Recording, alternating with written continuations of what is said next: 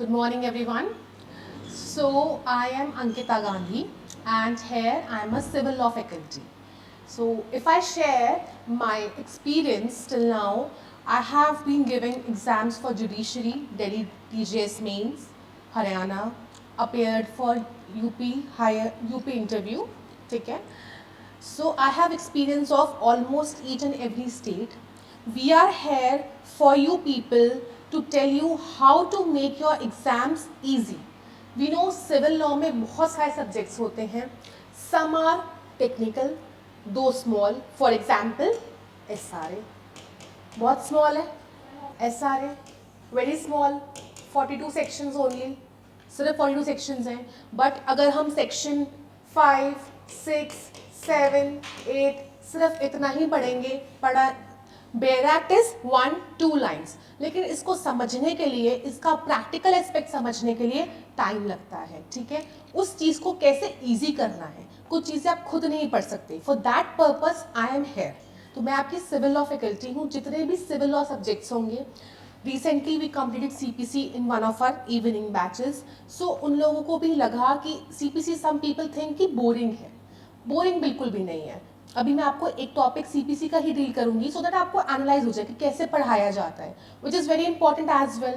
सो यहाँ पर जब भी CPC या कोई भी सब्जेक्ट होगा जो मैं पढ़ाऊंगी या मैम पढ़ाएंगी, हम क्या करते हैं, हमारा मेन फोकस इज कि बेरैट का एक एक वर्ड, अगर नो भी है, शैल भी है, हर चीज़ पता होना चाहिए. जब भी कोई जुडिशियल ऑफिसर्स बन के आते हैं, उनका फर्स्ट थिंग इज हमारा command is on the bare act. सुना है? सो दिस इज अ की ओनली. अगर आपका बेयर एक्ट पे कमांड होगा ना, तो आपका question solving will be very easy. क्योंकि अगर आप प्रैक्टिकल स्टेट्स को फोकस कर रहे हो, which are TJS Haryana and Himachal Pradesh as well, if you are focusing, so there ना आपको केस लॉ से इतने रिमेंबर हो ना हो वन थिंग, बट आपको कंसेप्ट पता होना बहुत ज़रूरी है. अगर आपको कंसेप्ट नहीं पता है तो आप नहीं सॉल्व कर पाओगे. ठीक है, क्रैम नहीं करना चीज़ें को, और क्रैम कर भी नहीं सकते आप. कर भी कितना क्रैम करोगे, कितने सारे ऑर्डर्स हैं. 21 ऑर्डर अपने आप में एक बहुत बड़ा चैप्टर है. ठीक है, सो क्या इंपॉर्टेंट है, किस स्टेट के लिए इंपॉर्टेंट है, कैसे क्वेश्चंस आएंगे, उसी के लिए ही फैकल्टी होती है. तो उस तरह से आप आओ यहाँ पे, आप समझो. एक अभी मैं स्टार्ट करूंगी. सेक्शन 9 आज हम करते हैं, जुरिसडिक्शन. ठीक है, CPC में for your demo I give section 9 CPC. अगर आपको थोड़ा सा भी इसका पता है, इट विल बी गुड. नहीं तो बताऊंगी मैं, और डिटेल में तो हम अपनी क्लासेस में करेंगे ही. That will not be the whole detail but the important things. ठीक है, so this is one thing. बाकी हमारे पास सिविल लॉ में और सब्जेक्ट्स क्या आते हैं, torts is easy. Contracts is also somewhere easy, but कुछ कुछ जगहों पर क्या हो जाता है, हमें टेक्निकल चीज़ों को लाइक अब क्या हो रहा है, अगर आप DGS का एग्जाम दोगे या हरियाणा का एग्जाम दोगे, they are shifting from general contracts to special contracts. तो टेक्निकल क्वेश्चंस गारंटी से, इंडेमनिटी से, प्लेज से, वहाँ से आ रहे हैं, जहाँ पे एक टाइम पर नहीं आते थे. सो जो ट्रेंड जब चेंज होता है, तो ये बताना चाहिए कि ट्रेंड कहाँ चेंज हो रहा है, कैसे चेंज हो रहा है. तो उस चीज़ के लिए हम यहाँ पे हैं. आई ऑल्सो गिव अपनी क्लास में क्वेश्चंस डेली बेसिस पे. तो बच्चे आते हैं, चेक करवाते हैं, सो दैट आपकी आंसर राइटिंग प्रैक्टिस भी रहती है. सैटरडेज को मैंडेटरी टेस्ट होते हैं, वो तो बताया होगा. तो apart from that I give कि आप आओ क्लास में. अगर 5-10 मिनट्स पहले टाइम बच रहा है, या पहले आप आ सकते हो. लाइक इवनिंग में 3:30 की क्लास होती है, सुबह 10:30 होती है. जो भी आप बैच ज्वाइन करोगे, उसके पहले उसके बाद में आके अपने आंसर्स चेक करो. सेम डे आंसर्स आपके चेक हो जाते हैं, सो दैट आपको पता लग जाए, एनालाइज हो जाए कि आपका. सो अब स्टार्ट करते हैं, थोड़ा सा समझने की कोशिश करते हैं. CPC एक ऐसा सब्जेक्ट है, आप कोई भी स्टेट जुडिशरी एग्जाम दो, ये तो आना ही आना है. CPC, CRPC, एविडेंस सब में आता है. ऑल्सो वैसे IPC भी सब में आता है, apart from one state which is Bihar. ठीक है, सिर्फ एक ही स्टेट है. सो ये हमारे क्या होते हैं, कोर सब्जेक्ट्स होते हैं. These are our core subjects. So अगर हम बात करें CPC में, right now I will be dealing with section 9. Section 9. So now what is Section 9? It is all about jurisdiction. It is all about jurisdiction. जिसकी heading है that is courts to try all suits unless barred. Courts to try all suits unless barred. If you need Bail Act, मैं बोल देती हूँ. It's okay. ठीक है. So section 9 is all about jurisdiction. पहली चीज is what is jurisdiction. पता होना चाहिए कि jurisdiction क्या है. इसको हम हिंदी में बोलते हैं अधिकारिकता.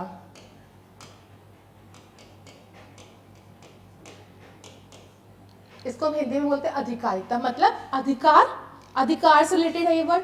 तो कोर्ट की पावर, जुरिसडिक्शन इज कोर्ट की ऐसी power to give justice. Court का काम क्या होता है? जस्टिस देना. कोर्ट का काम है जस्टिस देना. बट फॉर एग्जाम्पल आपके पास एक क्रिमिनल केस है, थेफ्ट का केस है आपके पास थेफ्ट का केस है. आपको कैसे पता कि आपको किस कोर्ट में जाना है? ठीक है, हाँ, तो आपको क्रिमिनल कोर्ट में जाना है. ठीक है, आप क्रिमिनल कोर्ट में चले गए. अब सिविल मैटर है. सिविल मैटर कौन सा होता है? वो, हाँ जी, जो आईपीसी में नहीं है. अब पॉलिटिकल मैटर है कोई, वो क्या होगा फिर? सिविल होगा. पढ़ेंगे अभी हम, ठीक है, पढ़ेंगे. This is what is jurisdiction, कि पता लगना कि हमें कहाँ जाना है. ठीक है, अगर हम थेफ्ट का मैटर लेके सिविल में चले जाएंगे तो क्या हम जस्टिस दे पाएंगे? नहीं, क्योंकि जो वो जजेस है वो किसके लिए एम्पावर्ड है? वो सिविल केस के लिए एम्पावर्ड है. और सिविल कोर्ट्स के जजेस सिविल जुरिसडिक्शन, क्रिमिनल कोर्ट के क्रिमिनल. ऐसे ही हमारे पास इंसॉल्वेंसी कोर्ट्स होते हैं, ऐसे ही हमारे पास कंज्यूमर प्रोटेक्शन कोर्ट्स बहुत सारे हैं. You might be knowing, you are law student, you might be knowing. तो this is what is jurisdiction. अभी मेरा मकसद सिर्फ और सिर्फ आपको इस टर्म को एक्सप्लेन करना है. ठीक है, and you might have heard the maxim ubi jus ibi Remedium. पढ़ा है? अगर नहीं, it's okay. Ubi jus ibi remedium मतलब where there is right there is remedy. ठीक है, अगर कोई भी आपका राइट है और वो आपका राइट वॉयलेट हो रहा है, फॉर एग्जाम्पल मेरा राइट है टू वोट, टू वर्शिप, मेरा राइट है, लेकिन मुझे कोई टेम्पल में एंटर नहीं करने दे रहा है, तो मेरा राइट वॉयलेट हो गया. सो आई हैव द रेमेडी. क्या रेमेडी है मेरे पास? कोर्ट में जाने की. यही रेमेडी है ना. आप खुद से तो कुछ नहीं कर सकते. Self help is no remedy. Self help is no remedy. The remedy is to go court and to seek help. So, ubi just ibi remedium. Where there is right, there is remedy. So, this maxim is the whole gateway of section 9. Section 9 ये बोलता है civil matters में. अभी हम civil क्या होता है वो भी पढ़ेंगे. But इसका क्रक्स क्या है कि अगर आपके पास कोई राइट है, कैसा राइट है? सिविल राइट है, और वो वॉयलेट हो रहा है, तो रेमेडी होगी ही होगी. और वो रेमेडी क्या होगी? सिविल कोर्ट्स में जाना. वो आप कहाँ जाओगे? सेक्शन 9 में जाओगे. तो आप कोई भी सिविल सूट जब फाइल करते हो तो वो पावर कहाँ से मिल रही है आपको? सेक्शन 9 से.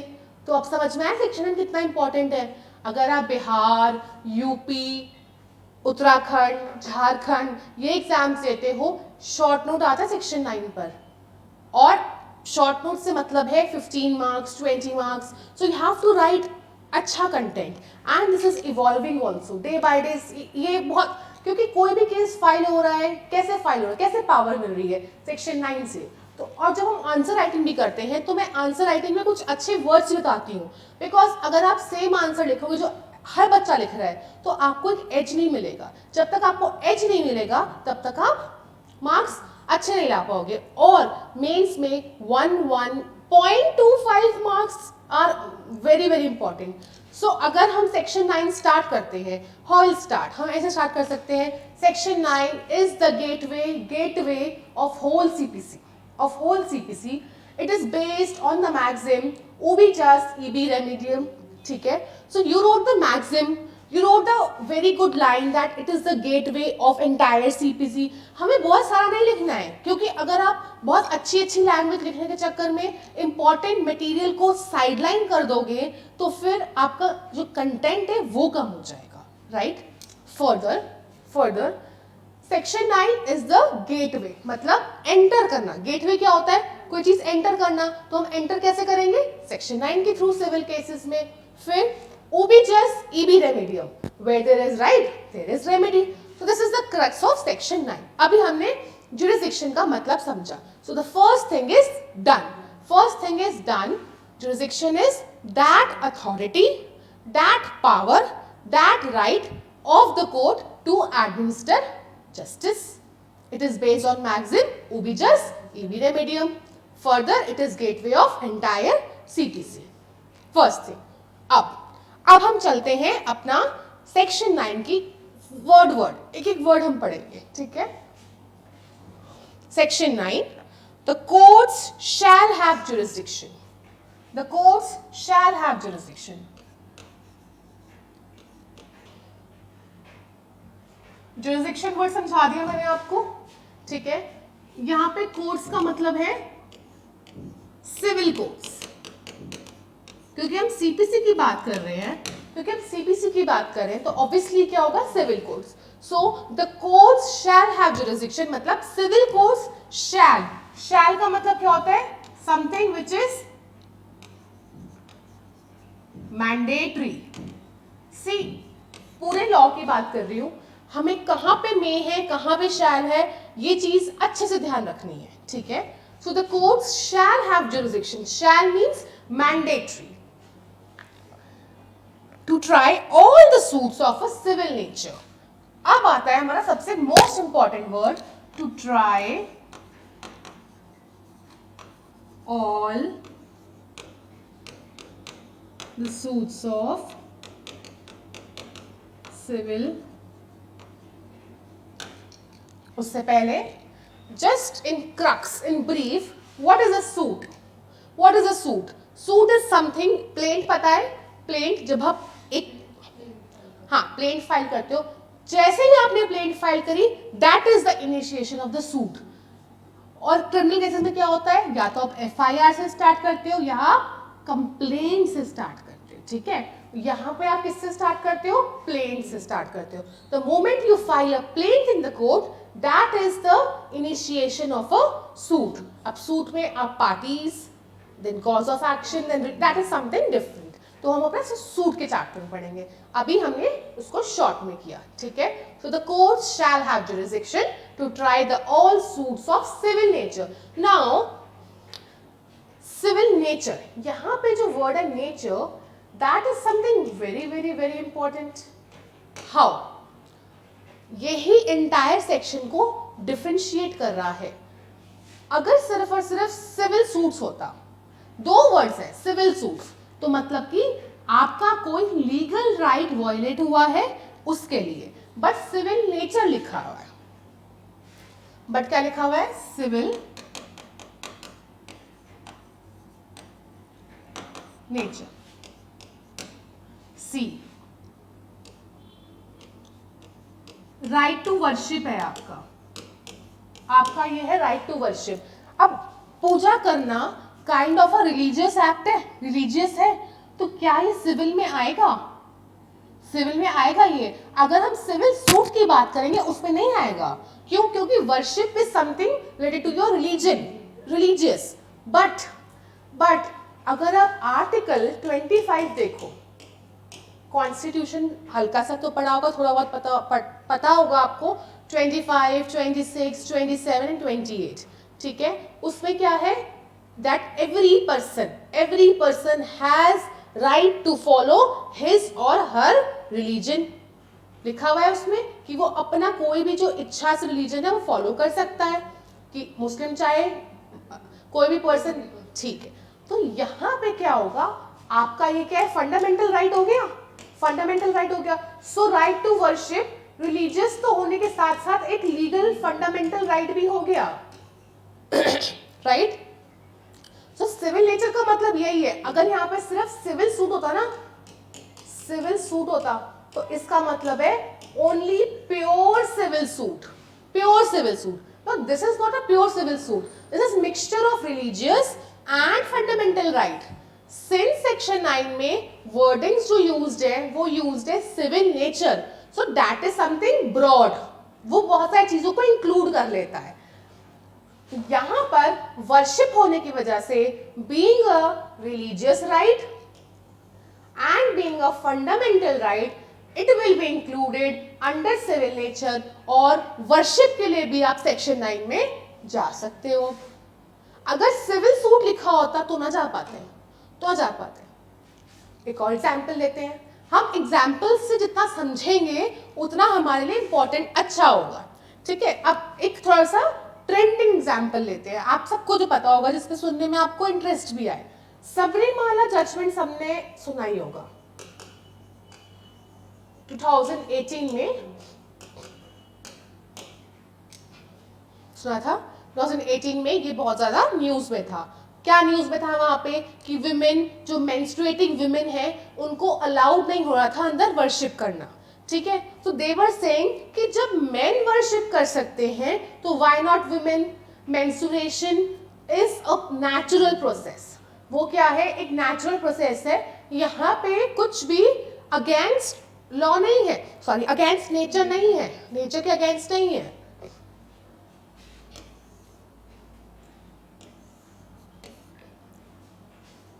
सो इस केस में क्या होता है, इस केस में सूट फाइल होता है under section 9 only.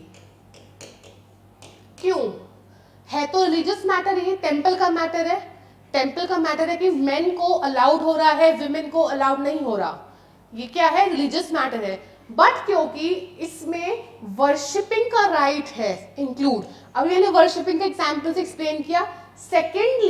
Secondly article 14 is also violated कि boys are allowed, men are allowed and female are not allowed. तो डिस्क्रिमिनेशन हो गया, डिस्क्रिमिनेशन हो गया. सो क्रक्स इज दैट, कहने का मतलब ये है कि चाहे रिलीजियस राइट हो, चाहे पॉलिटिकल राइट हो, कैसा भी राइट हो, बट अगर उसमें कुछ भी लीगल राइट इन्वॉल्व हो जाता है, लीगल फंडामेंटल, तो वो क्या हो जाएगा, suit of civil nature. But अगर प्योर रिलीजियस राइट है, प्योर रिलीजियस, सिर्फ और सिर्फ रिलीजन, जैसे कि एग्जाम्पल, कुछ बड़े बड़े टेम्पल्स होते हैं, मॉस्क्स होते हैं, जहाँ पे हेड्स होते हैं ना कि ये पंडित जी ये बनेंगे, पुजारी जी ये बनेंगे. अब उस केस में अगर कोई सूट फाइल कर दे कि यहाँ तो मुझे बनना चाहिए, यहाँ मुझे बनना चाहिए, this is not a legal question. क्योंकि यहाँ पे क्या लीगल राइट वायलेट हो रहा है, क्योंकि ये चीज़ें जो है उनके अपने रूल्स से चलती हैं. पुजारी हर, फॉर एग्जाम्पल हम जम्मू कश्मीर में वैष्णो देवी मंदिर है, वहाँ पे भी एक ट्रस्ट बना हुआ है, वहाँ पे भी पुजारी है कि कौन पुजारी जी है. जैसे अभी कुछ टाइम पहले उनकी डेथ भी हुई, तो अब नेक्स्ट कौन होगा. उनके कस्टम्स हैं कि उनका अपना बेटा होना चाहिए, या एज में जो नेक्स्ट हो, जो या फिर जो सबसे टाइम से जो सेवा कर रहा हो वो, तो उनके अपने कस्टम्स के हिसाब से होगा. अब कोई थर्ड पर्सन आके ये बोल दे कि नहीं मुझे बनना चाहिए, और वो सेक्शन 9 में अपना सूट फाइल कर दे, that will not be entertained. Why, because it is a pure religious question. सिर्फ प्योर रिलीजियस है ये. So this was also a case, Budhinath versus Jammu and Kashmir. ये एक एक्चुअल फैक्ट्स पे बेस्ड केस है. ठीक है, Budhinath versus Jammu and Kashmir. This is pure religious. अगर प्योर रिलीजियस हुआ तो सिविल सूट, सिविल नेचर नहीं होगा. प्योर पॉलिटिकल हुआ तो होगा सिविल नेचर नहीं. हाँ, प्योर रिलीजियस तब भी नहीं, प्योर पॉलिटिकल तब भी नहीं. बट थोड़ा सा रिलीजियस, थोड़ा सा पॉलिटिकल एंड साथ में लीगल तो होगा. ठीक है, तो दिस कंसेप्ट इज क्लियर. अब ये सब के लिए कुछ केसेस इंपॉर्टेंट हो जाते हैं आपके. पीएमए, मेट्रोपॉलिटन, सिविल नेचर को एक्सप्लेन इस केस में किया गया था. सो जब हम लेक्चर्स पढ़ते हैं साथ में कौन सा land, now this is a landmark case. ये लैंडमार्क है, तो मैं बताती हूँ पढ़ते पढ़ते कि ये लैंडमार्क है। तो लैंडमार्क बोलने का मतलब है ये आपको डालना ही है अपने आंसर राइटिंग में। You can't skip, you have no option to skip.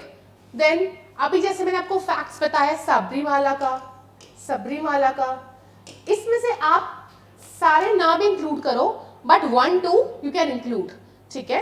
Then Sabarimala, फिर Bhurinath versus Jammu Kashmir, one is Unichem Lab Limited. बहुत सारे केसेस है ऐसे, there are many cases. Right now I have told 2 to 3, ठीक है। उसके बाद अगर हम आगे चले, अयोध्या का केस अभी न्यूज में था, 1 से 2 इयर्स पहले था। अयोध्या में क्या था, एक टेम्पल का केस था, ये टेम्पल का था तो रिलीजियस मैटर हो गया, बट साथ में क्योंकि क्या इंक्लूड हो गया, प्रॉपर्टी का मैटर, कि कितनी प्रॉपर्टी किसको मिलनी है, तो क्या हो जाएगा सेक्शन 9 में। क्यों, प्रॉपर्टी क्या है हमारा, एक राइट है। कॉन्स्टिट्यूशन में पहले right to property was a fundamental right, बाद में फंडामेंटल राइट से शिफ्ट होके वो 300A में आ गया and it just become a legal right. Now that is a part of your polity. तो जब आप आओगे आपको पॉलिटी भी कंप्लीट पढ़ाई जाएगी, तो you will be able to relate. So this is also one of speciality कि हम आपको रिलेटिंग करना सिखाते हैं, कैसे आपको यहाँ से वहां तक रिलेट करना है। लॉ में relating is very important. Even आपके आंसर राइटिंग में जितना आप रिलेट करोगे, लिंक करोगे, क्या होता है उससे आपका आंसर एनहांस होता है, ठीक है। और ये आपको कैसे पता लगेगा, आप आंसर्स लिखोगे, आंसर्स चेक कराओगे, उसमें हम कमेंट्स डालेंगे, आपको उससे पता लगेगा। नेक्स्ट आगे चलते हैं। The court shall have jurisdiction to try all the suits of civil nature except the suits of whose their cognizance is expressly or impliedly barred। उन्होंने बोल दिया कि सिविल कोर्ट्स के पास पूरी पावर है to adjudicate all the suits which are of civil nature, but कौन से suits वो एजुडिकेट नहीं कर सकते, जिनका cognizance, whose cognizance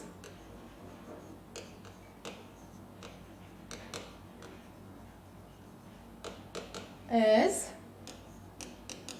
either expressly or impliedly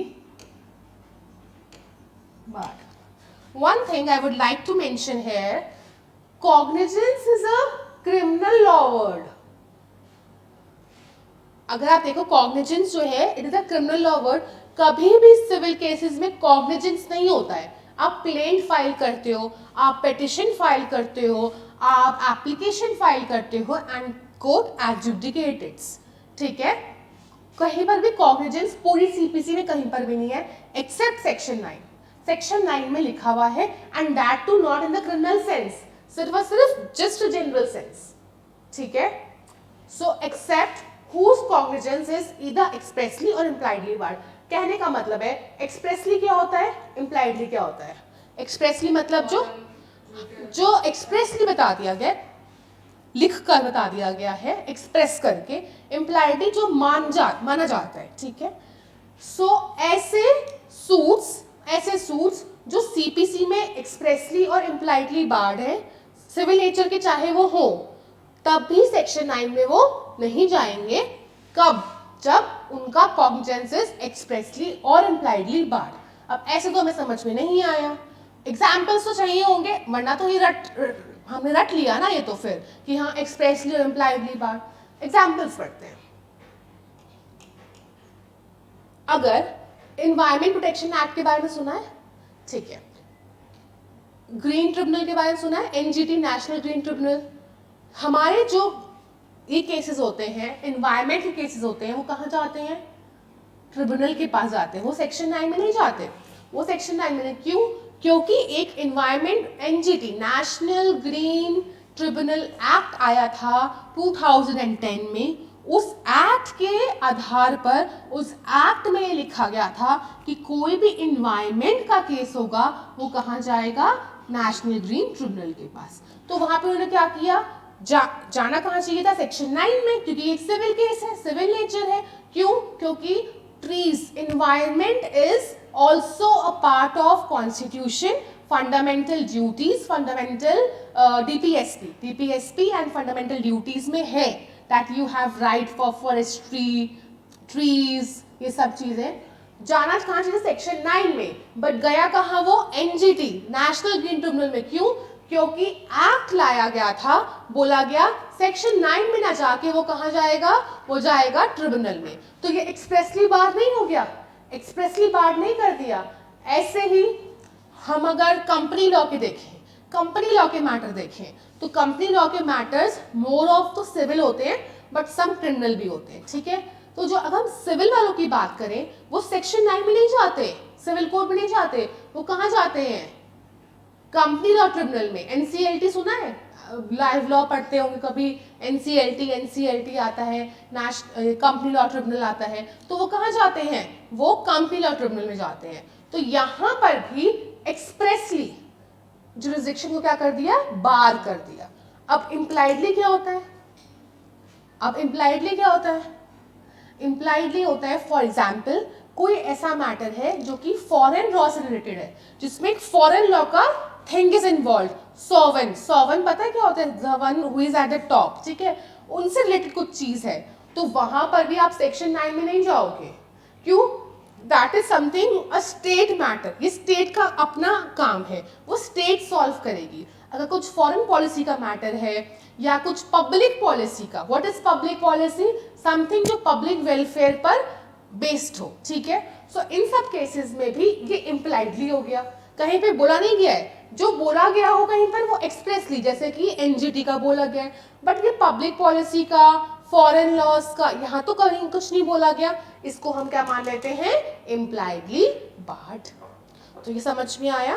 so this is, अब मैंने आपको पूरा इसका सेक्शन 9 का एक एक वर्ड, द कोर्ट्स, कोर्ट्स मतलब सिविल कोर्ट्स, शैल मतलब mandatory, have the jurisdiction, jurisdiction भी समझा दिया, to try all suits, what is suits ये भी समझा दिया, of civil nature except the suits of whose cognizance is either expressly or impliedly barred.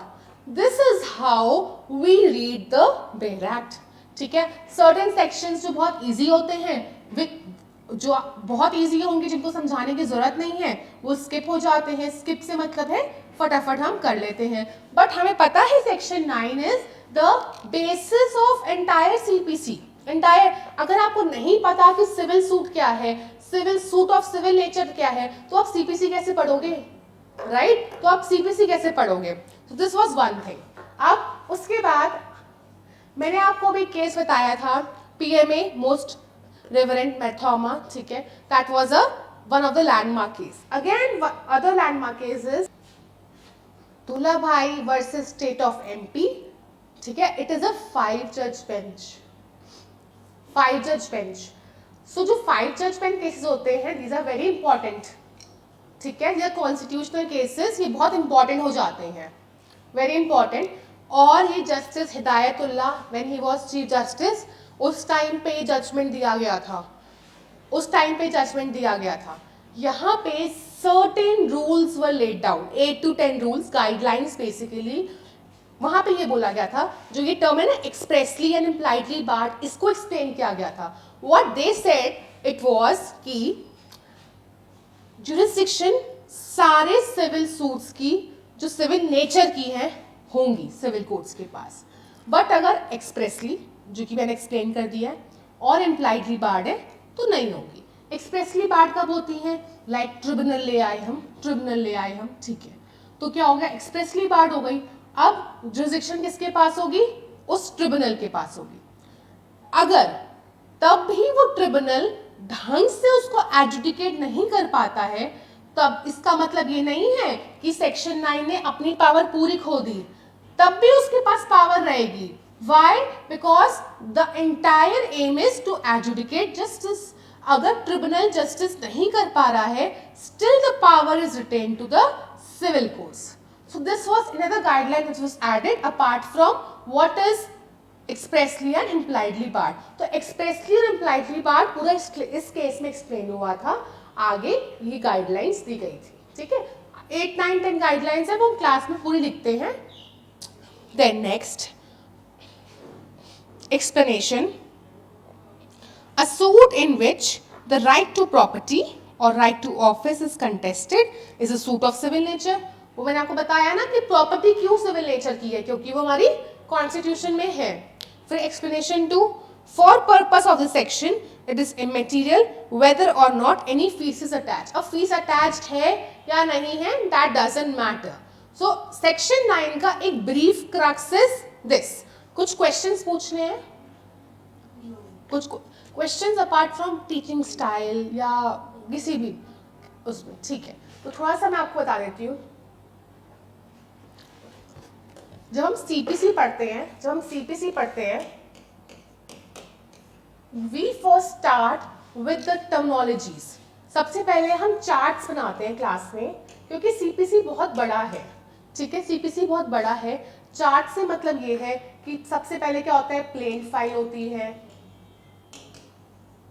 उसके बाद प्लेन फाइल होने के बाद क्या होगा, समन्स जाएंगे, फिर written statement, yes entire thing कि ऑर्डर 10 होगा, दिस होगा, दिस होगा, दिस होगा. तो ताकि जो स्टूडेंट्स बैठे होते हैं, लाइक फर्स्ट क्लास जो सीपीसी की होगी, it will be this, first second third जितना टाइम बोले, तो इट विल बी दिस. और it goes for every subject. कोई भी सब्जेक्ट हम स्टार्ट करते हैं, पता होना चाहिए कि सब्जेक्ट में क्या है. फ्यू स्टूडेंट्स नो, बट कुछ हम ये सोच के चलते हैं कि जो सामने बैठा है उसे कुछ नहीं आता. ठीक है, अगर हम ये सोच के चलेंगे तभी हम अपना फुल दे पाएंगे. उसके बाद ये बताने के बाद we will go to the terminologies, like suit क्या होता है, मैटर इन इशू क्या है, रिलीफ और रेमेडी में अंतर क्या है, कॉज ऑफ एक्शन क्या है. क्योंकि ये टर्म्स जो है पूरी सीपीसी में रिवॉल्व करते हैं, पूरी बार बार आएंगे. अगर स्टार्टिंग की क्लास में ही मैं एक्सप्लेन कर दूंगी, फिर पूरी सीपीसी में किसी को भी प्रॉब्लम नहीं होगी. ठीक है, आफ्टर दैट फिर हम सेक्शन 9 पे आते हैं. सेक्शन 9 पर आने के बाद we go to section 11 res judicata, then section 10 res sub judice. After that jurisdiction, the transfer of suits 20 से 25 and so on, then orders and then end में आपका appeal, reference, revision and then execution. We end with that. और साथ में जब हम पढ़ा रहे हैं, ये तो मैं आपको थियोरटिकल वे से पढ़ाया, अगर इसी में ही सेक्शन 9 में प्रैक्टिकल क्वेश्चन आना हो, वो भी मैं अपनी लास्ट क्लास नहीं, सेक्शन 9 की लास्ट क्लास, पहले हम थ्योरी पढ़ लेंगे 1 2 3 वटेवर टॉपिक के हिसाब से. कुछ 1 डे में भी फिनिश होते हैं, कुछ 2 डेज में भी. अब रेसिड्यू काटा है, it will take 13-14 classes, may be more, depending की टाइम लिमिट क्या है.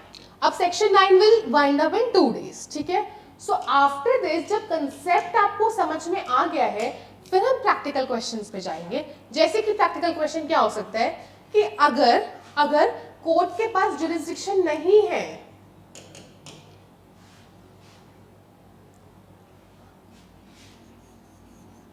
If court don't have any jurisdiction, तो क्या फिर तो वो क्या कर सकते हैं. और देखो जुरिसडिक्शन भी 3 तरह की होती है. First is your subject matter. Subject matter से मतलब क्या है, जैसे कि फैमिली मैटर हो गया, फैमिली मैटर वो कहाँ जाएगा, फैमिली कोर्ट में. इंसॉल्वेंसी मैटर वो कहाँ जाएगा, इंसॉल्वेंसी कोर्ट में. This is subject matter. ठीक है, क्रिमिनल, सिविल, ये सब्जेक्ट मैटर होता है. Second is pecuniary. What is pecuniary, पैसा. मतलब अगर आपका जो प्रॉपर्टी है वो 10 लाख की है, तो आपकी स्टेट के हिसाब से इतनी लैक्स की प्रॉपर्टी किस कोर्ट में जानी चाहिए, उस कोर्ट में जाएगा. ठीक है, district courts and high courts have no pecuniary jurisdiction, मतलब उसमें कितनी भी आप प्रॉपर्टी का लेके जा सकते हो. बट फॉर एग्जाम्पल 25,000 से कम है, ठीक है, तो वो जाता है स्मॉल कॉजेस कोर्ट में. सो this is the pecuniary jurisdiction. One is subject matter, pecuniary, other is territorial. अब टेरिटोरियल क्या होता है, टेरिटरी मतलब अगर प्रॉपर्टी दिल्ली की है, आपने फाइल कर दी नोएडा में, क्या वो सही है, नहीं, वो सही नहीं है. So the question become this, अगर कोर्ट के पास जुरिसडिक्शन नहीं है तो क्या होगा. सी, आपको इन तीनों को एक्सप्लेन करना पड़ेगा. अगर पेक्यूनरी जुरिसडिक्शन में गड़बड़ करी है या टेरिटोरियल में करी है, so this is irregular. Irregular का मतलब है capable of being corrected. Being regular मतलब, इरेगुलर का मतलब है कोई चीज अगर अभी ठीक नहीं है बट वो ठीक हो सकती है। फॉर एग्जाम्पल पेक्यूनरी है, आपने गलत कोर्ट में डाल दिया है, गलत कोर्ट में डाल दिया, आप इसको ठीक कोर्ट में डाल सकते हो। टेरिटोरियल नोएडा में है, आपको दिल्ली में डालना था, आप ट्रांसफर कर सकते हो, ठीक है। सब्जेक्ट मैटर की बात करें, अगर फैमिली कोर्ट का मैटर था और आप इंसॉल्वेंसी कोर्ट में चले गए, क्या वो ठीक हो सकता है? नहीं। क्यों? वो जजेस उस चीज को एजुडिकेट करने के केपेबल ही नहीं है, तो that will be void. This will be void, this will be irregular. और अब क्या क्या रेमेडीज हो सकती हैं इसमें? या तो आप ट्रांसफर करवा सकते हो, ठीक है, transfer, one is transfer, second is order 7 rule 11 और ऑर्डर 7 रूल 10। बोथ मीन्स अगर जुरिस्डिक्शन नहीं है तो आप प्लेंट को रिटर्न कर सकते हो या प्लेंट को रिजेक्ट कर सकते हो। आप दोनों क्या होती हैं वो हम ऑर्डर 7 में ही पढ़ेंगे, दैट इज अपने आप में बड़ा है तो वो तभी पढ़ेंगे। Last comes your withdraw, it is order 23। So ये टर्म्स हम पढ़ेंगे, ट्रांसफर सेक्शन 22 से 25, order 7 rule 10, order 7 rule 11, then withdraw 23। So this is a something थोड़ा सा टेक्निकल क्वेश्चन, तो वो भी क्वेश्चन हम करते हैं जब हम एक टॉपिक को कंप्लीट कर लेते हैं। सो this is my teaching style कि जब भी हम कोई टॉपिक स्टार्ट करते हैं हम बेरैक को तोड़ तोड़ के पढ़ेंगे ताकि क्लास में बैठे बैठे ही चीज़ें ग्रास्प हो जाए।